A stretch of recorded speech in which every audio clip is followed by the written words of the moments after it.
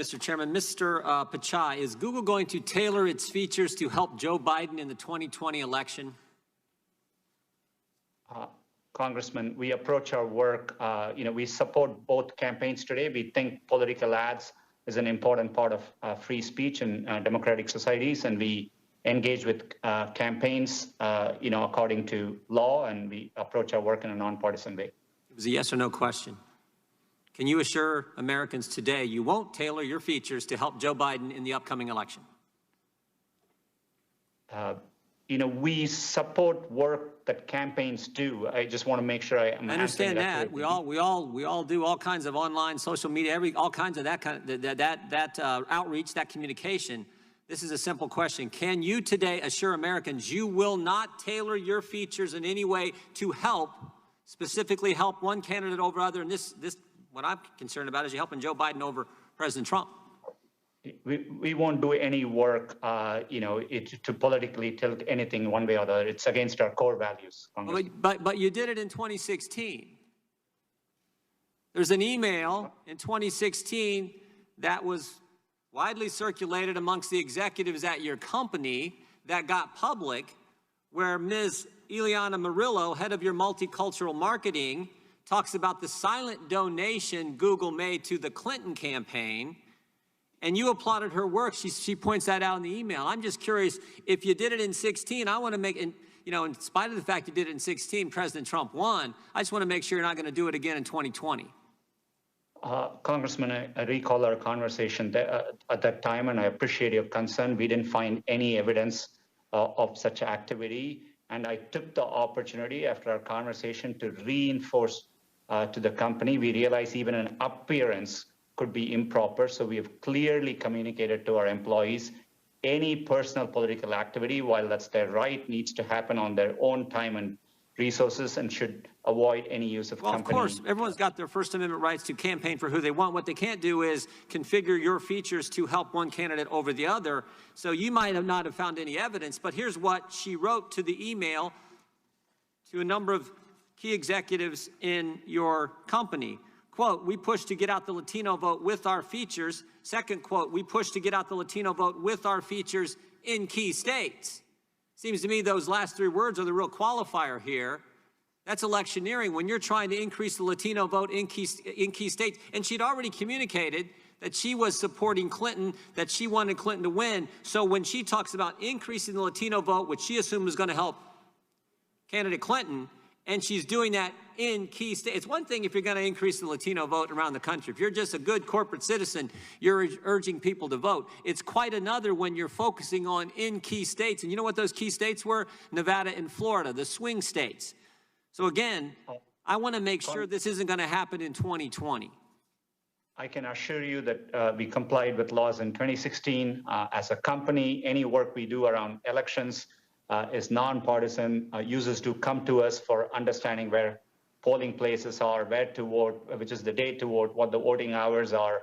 We are committed to providing that information, and I can assure you that we will approach our work. So Mr. Pichai, here's the question I think is on so many Americans' minds. They saw the list that we read here earlier on in our opening statements, all the things Google has done. Google is siding with the World Health Organization over anyone who disagrees with them, even though the World Health Organization obviously lied to America, obviously shills for China. Google's siding with them. YouTube is siding with them. We have the history of all the things Google has done and the history of what happened in 2016 in the election, where they obviously, according to one of your multicultural marketing executive, tried to help Clinton. And here we are 97 days before the election, and we want to make sure it's not going to happen again. We want to can you give us two assurances? One, you're not going to try to tailor your features, configure your platform in a way to help Joe Biden. And second, that you're not going to use your search engine to silence conservatives. Can you give us those two assurances today? Congressman, on our search engine, conservatives have more access to information than ever before. And we appreciate that. That wasn't the question. Can you assure us today you're not going to try to silence conservatives? And can you assure us today you're not going to try to configure your features, as Ms. Murillo said you did for Clinton in 16? Can you assure us today you're not going to do the same thing for Joe Biden in 2020? You have my commitment. It's always been true, and we'll continue to conduct ourselves in a neutral way. Appreciate it. Yield back. The chair now recognizes the gentlelady from Pennsylvania, Ms. Scanlon. Thank you, gentlemen. I'd like to redirect your attention to antitrust law rather than fringe conspiracy theories. Mr. Bezos, our investigation... Mr. Chairman, we have the email. There is no fringe... Excuse me. It's not your time. Mr. Jordan, you do not have the time. Please be respectful of your colleague. She controls the time. Put your mask on.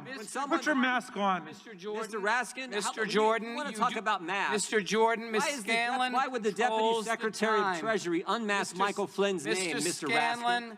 And what I want to know is, when someone comes after my motives for asking questions, I get a chance to respond. The gentlelady is recognized. Thank you, Mr. Chairman. Mr. Bezos, our investigation uncovered documents that show that Amazon sometimes doesn't play fairly, crossing the line from robust competition to predatory pricing to destroy rivals rather than outcompete them. And let's take the example of Quidsi, which used to own diapers.com and provided online baby care products. In 2009, your team viewed diapers.com as Amazon's largest and fastest growing online competitor for diapers. One of Amazon's top executives said that diapers.com keeps the pressure on pricing on us, and strong competition from diapers.com meant that Amazon was having to work harder and harder so that customers didn't pick diapers.com over Amazon. And the customers we're talking about were hardworking families, single parents with babies, and young children. Now, because diapers.com was so successful, Amazon saw it as a threat. The documents that we've obtained show that Amazon employees began strategizing about ways to weaken this company. And in 2010, Amazon hatched a plot to go after diapers.com and take it out. In an email that I reviewed, and we've got these up on the slides, one of your top executives proposed to you a, quote, aggressive plan to win, end quote, against diapers.com, a plan that sought to undercut their business by temporarily slashing Amazon prices. We saw one of your profit and loss statements, and it appears that in 1 month alone, Amazon was willing to bleed over $200 million in diaper profit losses. Mr. Bezos, how much money was Amazon ultimately willing to lose on this campaign to undermine diapers.com? Thank you for the question. I don't know the direct answer to your question. This is going back in time, I think maybe 10 or 11 years or so. You could give me maybe the dates on those documents. But what I can tell you is that the idea of using diapers and products like that to attract new customers who have new families is a very traditional idea. Sure, well, let's delve into this a Neither did little further. diapers.com. I'm sorry, you know I only have a few minutes here, so I just want to press on. Your own documents make clear that the price war against diapers.com worked, and within a few months it was struggling, and so then Amazon bought it. After buying your leading competitor here, Amazon cut promotions like Amazon.mom and the steep discounts it used to lure customers away from diapers.com, and then increased the prices of diapers for new moms and dads. Mr. Bezos, did you personally sign off on the plan to raise prices after Amazon limited its competition?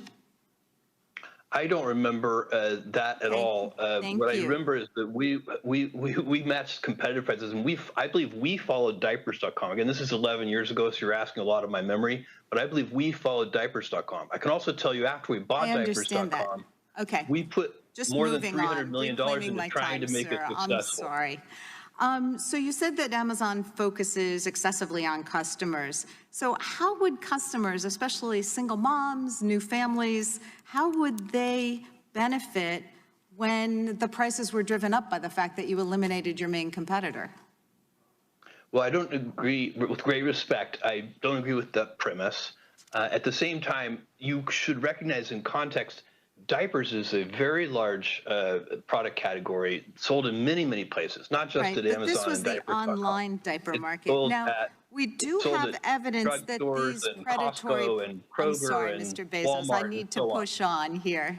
Of course, the evidence we've collected suggests that the predatory practices weren't unique here. In 2013, it was reported that you instructed Amazon employees to approach discussions with certain business partners, and I quote, the way a cheetah would pursue a sickly gazelle.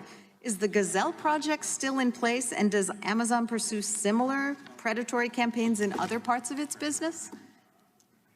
I cannot comment on that because I don't remember it. What I can tell you is that we are very, very focused on the customer, as you started. Okay. And of course, that does include with the bargaining very customers hard as with well, vendors and especially suppliers the to get the lowest families in my prices so that we can district. offer I'm those sorry, to Mr. customers. Bezos, so I'm almost out of time. I'm concerned too, because especially with the current pandemic, one of the biggest needs I'm seeing at the food drives and the giveaways that we're having to run in my district is that families don't have diapers and we have to collect them to give them out. So it certainly is something that has a really hard impact on families, and I'm really concerned that pricing might have been driven up here by this tactic, and I yield back.